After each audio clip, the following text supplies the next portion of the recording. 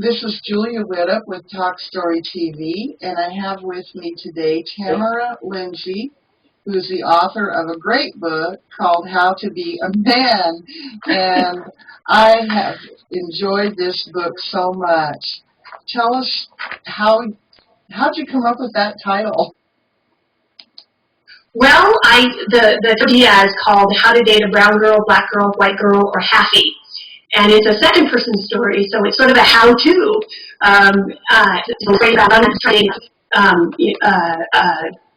Dating women and the troubles that he has. And so I was so inspired by that story that I was like, what kind of a story would I write? And so as I was growing up, men were the people who had respect around me because I was raised on a ranch, and so and I looked around me and I thought, how do I get respect? I know have tried to be men as they were growing up, and so it made perfect sense to me that sort of be how to be a man, but it's actually about a woman. That's right. It's actually about a woman trying to be a man. Trying to be a man, because that is the only way. It's really an interesting phenomenon because they break beer, they hunt, they know everything about football. They have lots of men. They're the first ones to make joke, about being about women, and they have no women friends, for heaven's sake. And they think of themselves as this sort of third gender. They can't be a man. They want to be a man, but they can't be. But for heaven's sake, they're not a woman, So they think of themselves as this sort of third gender, and that's kind of what I was trying to capture in that story. So, and I think you did too. Oh, great. I'm from the West, so I relate. So you know. Yes. If you can't outride a mountain. Exactly. Yeah, exactly. Which is not to say it's not, you want to be strong as a woman. Women are strong, but it's sort of trying to find a place to have self-respect, And I have had a friend recognize this book on the coffee table and say how great it is. Oh, good! And I want to let the viewers know that we're going to be giving this book away as a free prize. All you have to do is go to facebook.com, Talk Story TV, and make a comment saying that you'd like to have the book, and you'll be in the drawing. And I will send you this book, so that's in the works. Excellent. Thank you so much.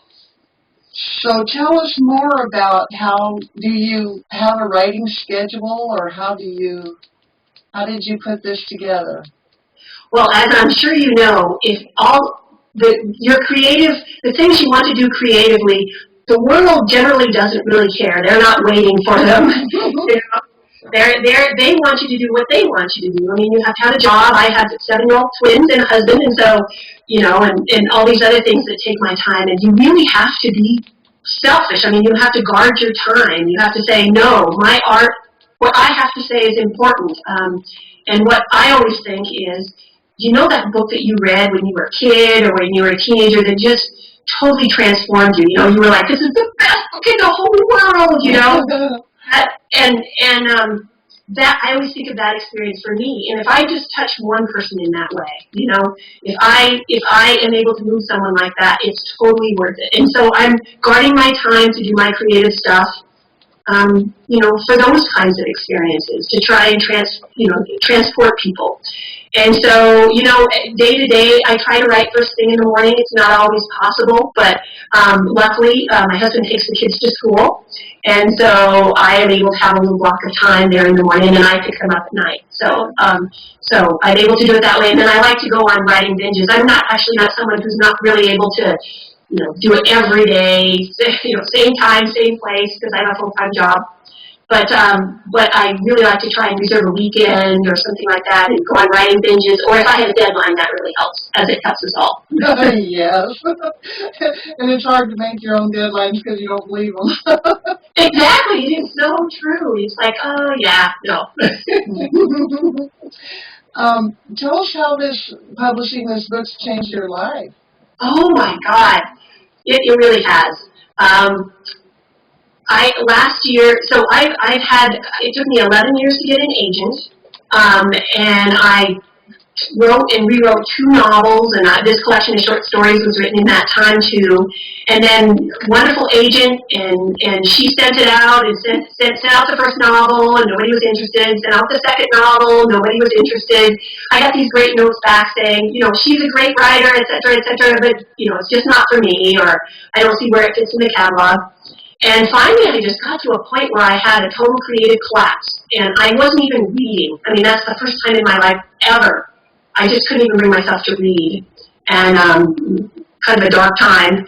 And then I worked my way back around, and then I decided I was just going to go for it. And this novel is self-published, but it's like all my backgrounds come together. I'm in marketing for my job, and I've done freelance marketing. I'm a writer and editor. I do web.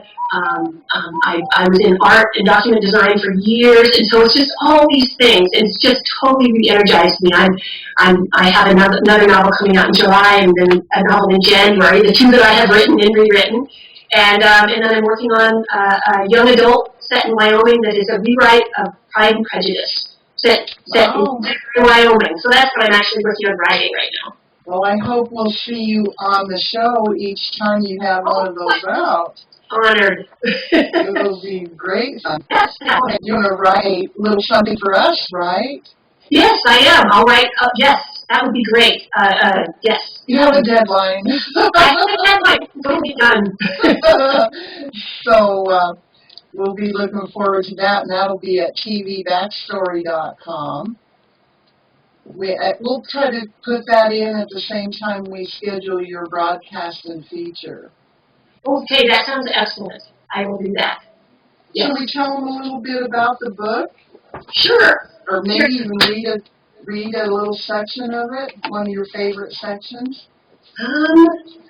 Yeah. Do you have a favorite section? Oh, I really, let me think. I really liked the first story was one of the best, I thought. So, okay. I can read the beginning of that one if you'd like. Okay. Would you like me to read a couple pages, or? Maybe 2 pages. Okay, that sounds great. So this is a story called How to Be a Man. It's the one that we were talking about. Never acknowledge the fact that you're a girl, and take pride when your guy friends say, you're one of the guys. Tell yourself, I am one of the guys, even though in the back of your mind a little voice says, but you've got girl parts. You are born on a ranch in central Colorado or southern Wyoming or northern Montana and grow up surrounded by cowboys. Or maybe not a ranch, maybe a farm, and you have 5 older brothers. Your first memory is sitting on the back of Big Cheese, an old sorrel gelding with a sway back, and you find out later when you regularly ride bareback, a backbone like a ridgeline. Later, you won't know if this first memory is real or comes from one of the only photos of you as a baby. You study those photos a lot. It must be spring or late fall because you're wearing a quilted yellow jacket with a blue-lined hood, and your brother's hands reach in from the side of the frame and support you in the saddle. You half asleep with your head tilted to the side against your shoulder, a little sack of potatoes.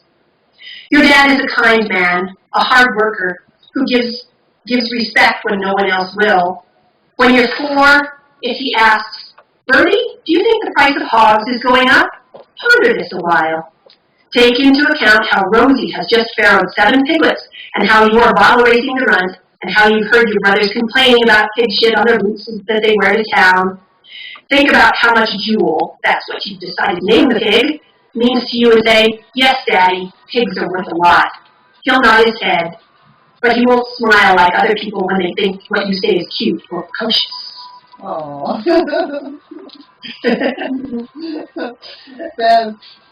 that's great. Oh, good. I think you're really capturing the Western experience, which is rapidly vanishing. Great. We joke that I was raised in the 1880s because we did things old style. I spent summers without electricity or running water up on the dude ranch, the ranch part. When I was growing up, I thought it was everything, because that was the whole world. And now I realize it is a vanishing part of the world. There are wonderful things about it, but then, as the story illustrates, there are difficult parts about it, about being female on a ranch, and you know, I wouldn't miss the values of being able to be alone and working hard and all those kinds of things, but it had its challenges. Okay, tell us a little bit about where, if people wanted to get your book, where could they go and pick up your book? Yes, it is available at Amazon, Barnes & Noble. It's available in paperback or in Kindle or EPUB. It's pretty much available anywhere. It's starting to be available out in bookstores. You know, you can get a preview at Scribd or Smashwords. So if you just Google my name, or you can go to my website, it's just my name, www.fie.com. There'll be links there where you can go look. My ISBN is there as well. So. Okay, wonderful. Thanks so much for being with us this morning. Thank you. It's been so great. It's so great to talk with you.